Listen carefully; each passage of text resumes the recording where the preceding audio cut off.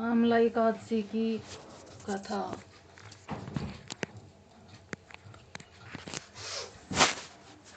माँ दंता जी बोले, ए वशिष्ठ जी, यदि आप मुझ पर प्रसन्न हो तो इस व्रत की कथा कहो जिससे मेरा कल्याण हो। महर्षि वशिष्ठ जी बोले, हे राजन, सब व्रतों से उत्तम और अंत में मोक्ष देने वाली आमला एकादशी का वर्णन कहता हूँ। यह फागुन के शुक्ल पक्ष में होती है। इस व्रत के फल से समस्त पाप नष्ट हो जाते हैं। इस व्रत का पुष्प 1000 गौ दान के फल के बराबर होता है। आपसे एक पौराणिक कथा कहता हूँ जो आप ध्यान पूर्वक सुनो। एक वैदिक नाम का नगर था।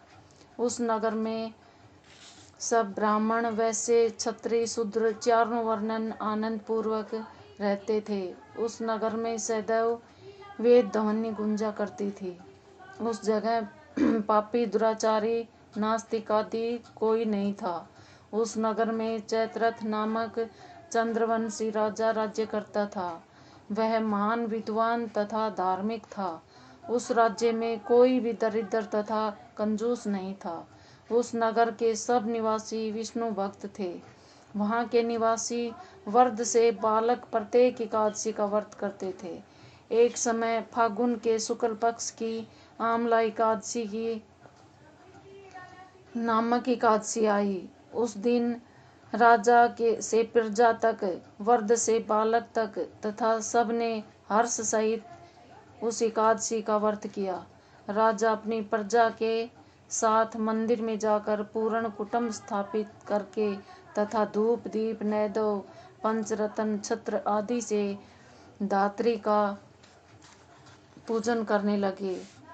वे सब धात्री की इस प्रकार स्तुति करने लगे, धात्री, तुम ब्रह्म स्वरूप हो, तुम ब्रह्मा जी द्वारा उत्पन्न हो और समस्त पापों को नष्ट करने वाली हो। तुमको मेरा नमस्कार है, नमस्कार है। अब तुम मेरा अर्घ स्वीकार करो। तुम श्री रामचंद्र जी द्वारा सम्मानित हो। मैं आपकी प्रार्थना करता हूँ, मेरे समस्त पापों को हरण करो। उस देवालय में रात्रि को सबने जागरण किया। रात्रि के समय उस जगह एक बहलिया आया। वह महापापी तथा दुराचारी था। अपने कुटुंब का पालन वह जीव हिंसा करके करता था। वह भूख प्यास से अत्यंत व्याकुल था और इस जागरण को देखने के लिए मंदिर में एक कोने में बैठ गया। उस जगह विष्णु भगवान की कथा तथा एकादशी महात्म्य सुनने लगा। इस प्रकार उस बहलिए उस समस्त रात्रि को अन्य लोगों के साथ जागरण व्यतीत की। प्रातःकाल होते ही सभी लोग अपने अपने घर चले गए। इसी प्रकार वह बहलिया भी अपने घर चला गया और भोजन किया। कुछ समय बीतने के पश्चात उस बहलिए की मृत्यु हो गई और उस आमला एकादशी के व्रत तथा जागरण के प्रभाव से उसने राजा विदुरथ के घर जन्म लिया।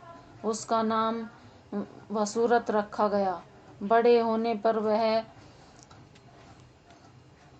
चतुर्गिनी सेना के सहित तथा धन धान्य से युक्त होकर 10 सहस्त्र ग्रामों का पालन करने लगा। वह तेज सूर्य के समान कांति था, चंद्रमा के समान वीरता में विष्णु भगवान के समान और क्षमा में पृथ्वी के समान था। वह अत्यंत धार्मिक, सत्यवादी, कर्मवीर और विष्णु भक्त भी था। वह प्रजा का पालन भाव से किया करता था। वह सदैव यज्ञ किया करता था। दान देने में उसका नित्य कर्तव्य था। एक दिन वह राजा शिकार खेलने के लिए गया। देवयोग से रास्ते में वह रास्ता भूल गया और दिशा ज्ञान न होने के कारण उसी वन में एक वृक्ष के नीचे सो रहा था। उसी समय पहाड़ी मलेच्छ यहाँ आए और राजा को अकेला देखकर उस पर मारो मारो का शब्द करके टूट पड़े। वह मलेच्छिया कहने लगे कि इस दुष्ट राजा ने हमारे माता पिता, पुत्र पौत्र आदि संबंधियों को मारा है तथा देश से इसे निकाल दिया जाए, अतः उसे अब अवश्य मारना चाहिए। ऐसा कहकर वह मलेच्छ राजा को मारने दौड़े और उस पर अस्त्र शस्त्र का प्रहार करने लगे। उनके अस्त्र शस्त्र राजा के शरीर पर गिरते ही नष्ट हो जाते और उनको उस पर पुष्पों की माला के समान प्रतीत होने लगे। उन मलेच्छरों के अस्त्र शस्त्र उन पर उल्टा प्रहार करने लगे, जिससे वे मूर्छित हो गए।